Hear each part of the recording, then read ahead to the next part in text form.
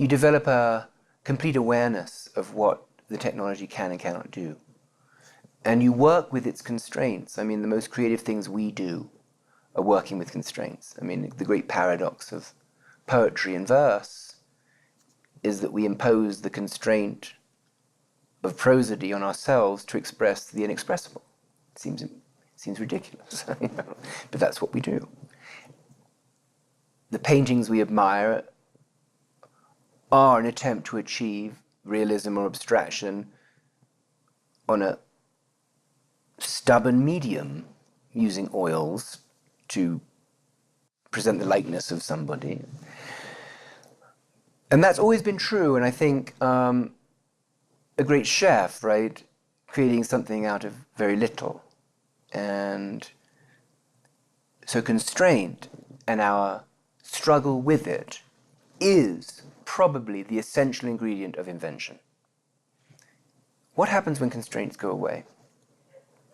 I would claim invention goes away, creativity goes away. A mature relationship to these technologies would be to engage fully with their constraints and to turn them into assets. But that means an understanding of them and time to develop an experiential familiarity with them.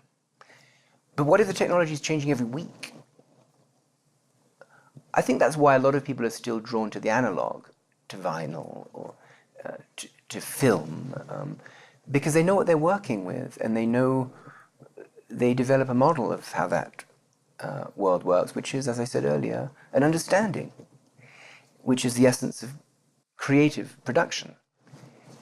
If the technology is a black box, there's no possibility of expertise. You're just a user, like everybody else.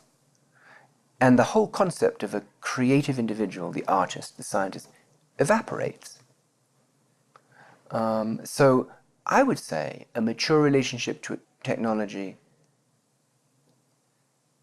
is taking the time to develop a familiarity with its constraints and rejecting an alternative technology that overcomes those constraints for you.